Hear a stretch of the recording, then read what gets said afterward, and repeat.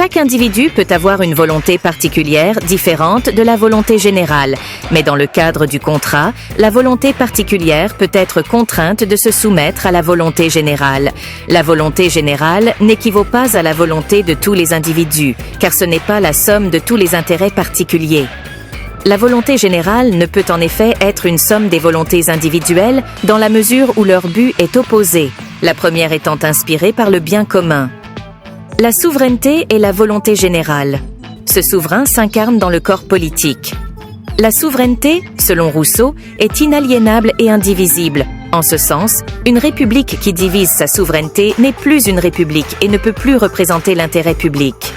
Afin de lutter contre des groupes d'individus voulant accaparer la volonté générale et la détourner à leur profit, Rousseau a imaginé de créer une institution uniquement orientée vers le bien commun. C'est le législateur. Rousseau utilise le terme de république pour désigner toute société régie par la loi ou qui est gouvernée par la volonté générale de son peuple. Un droit civil est un acte de la volonté générale, selon Rousseau, et la volonté générale doit être obéie par tous. Ainsi, l'obéissance à la loi civile est requise pour tous les individus par les termes du contrat social. Toutefois, l'institution du gouvernement n'est pas un contrat, mais un acte de la volonté générale.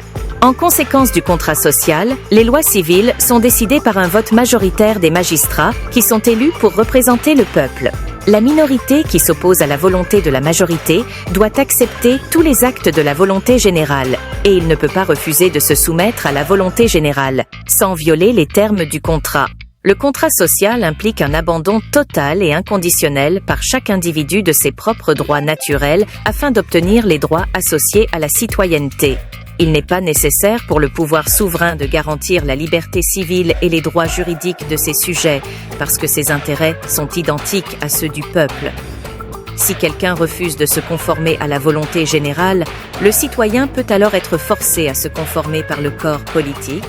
C'est le sens du fameux passage dans lequel Rousseau affirme que le citoyen peut être forcé d'être libre. Malgré tout, Rousseau avait conscience que la perfection du régime démocratique relevait d'un idéal politique.